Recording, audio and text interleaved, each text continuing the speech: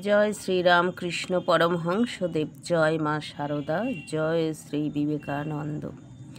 পিতাশ্রী ক্ষুদিরাম চট্টোপাধ্যায় কামারপুকুর গ্রামের একজন গরিব ব্রাহ্মণ ছিলেন, কিন্তু তিনি এমন ঈশ্বর ভক্ত ও সেবা পরায়ণ ব্যক্তি ছিলেন যে নিজে ক্ষুধার্ত থেকেও দীন দুঃখী ও অতিথিদের সেবা করার জন্য সর্বদা প্রস্তুত থাকতেন। তার স্ত্রী চন্দ্রমণি দেবীর স্বভাবও ছিল তারই মতো। সেই কারণেই পরোপকারের বিষয়ে তিনি তার সহধর্মিণীর কাছে সব রকমের সহায়তা পেয়ে যেতেন। বাল্যকাল থেকেই শ্রীরামকৃষ্ণের স্বভাব চরিত্র খুবই আকর্ষক ছিল। সে কারণে পরিচিত অপরিচিত সকলের কাছেই তিনি যথেষ্ট স্নেহের পাত্র ছিলেন। নামকরণের সময় পণ্ডিতরা যদিও তার নাম রেখেছিলেন রামকৃষ্ণ, কিন্তু বাড়ির এবং আশেপাশের সকলে তাকে ভালোবেসে গদাধর, কখনো বা গদাই নামেই ডাকত। তাদের গ্রামে একটি ধর্মশালা ছিল। সেখানে প্রায় সাধু সন্ন্যাসীরা এসে থাকতেন। গদাই সেখানে তাদের পাশে বসে ঘন্টার পর ঘন্টা ধর্মের প্রসঙ্গ শুনে যেতেন।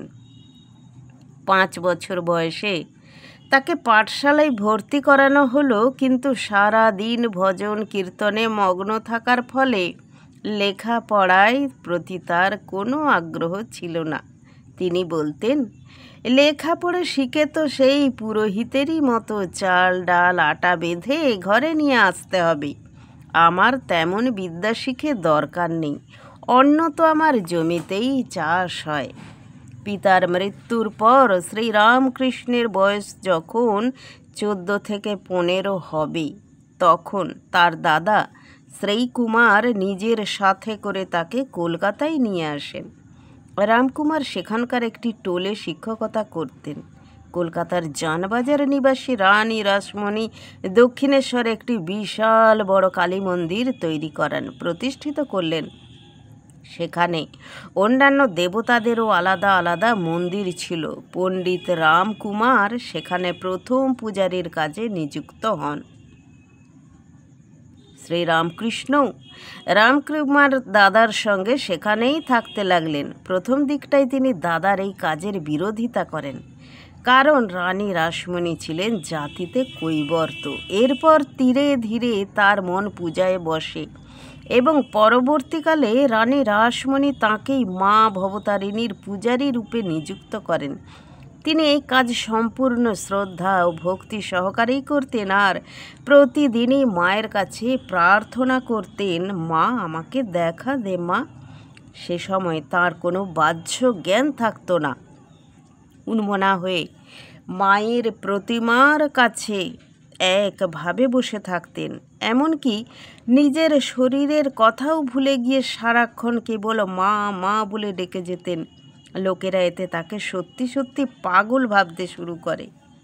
যারা প্রকৃত মায়ের ভক্ত হয় তারা তো পাগলই হয়, তাই না? পাগল না হলে কেউ কি মাকে একভাবে ডাকে, এক মনে ডাকে? এই প্রকার আন্তরিক ভক্তি, শ্রদ্ধা, বৈরাগ্যের দ্বারা তিনি অনেক চড়াই উতরাই পার হয়ে তারপরে তিনি আধ্যাত্মিক পথে নিরন্তর উন্নতি করতে থাকেন। ধ্যান করতে বসলে অল্প সময়ের মধ্যেই সমাধিস্থ হয়ে পাথরের মূর্তির মতো হয়ে বসে থাকতেন। এই অবস্থায় তাকে যারাই দেখত তারাই প্রভাবিত হয়ে যেত। তার সাধনার কথা দূর দূরান্ত ছড়িয়ে পড়ে, অনেক জায়গায় ছড়িয়ে পড়ে তার কথা।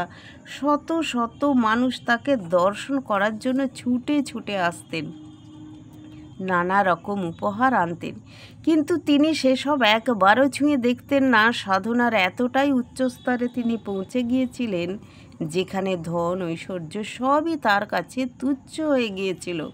এমনকি টাকা পয়সা সোনা দানা ছোঁয়া মাত্রই তিনি শরীরে অসহ্য জ্বালা অনুভব করতেন। উচ্চপদস্থ ব্যক্তিরা তার যথেষ্ট গুণগান করলেও সেদিকে তার কোনো ভ্রুক্ষেপই থাকতো না। সকলের মনেই বিশ্বাস ছিল যে তিনি মা কালীর প্রত্যক্ষ দর্শন করেন এবং তার প্রতিটি কাজই তিনি মা কালীর অনুমতি নিয়ে করেন। এতটাই ছিলেন তিনি মায়ের পরম ভক্ত। তার সম্বন্ধে কথা বললে কথা শেষ হবে না। আবার আপনাদের আমি শোনাবো অবশ্যই। সবাই একটু বলবেন, জয় শ্রীরামকৃষ্ণ, জয় মা শারদা, রাধে রাধে, জয় মা তারা।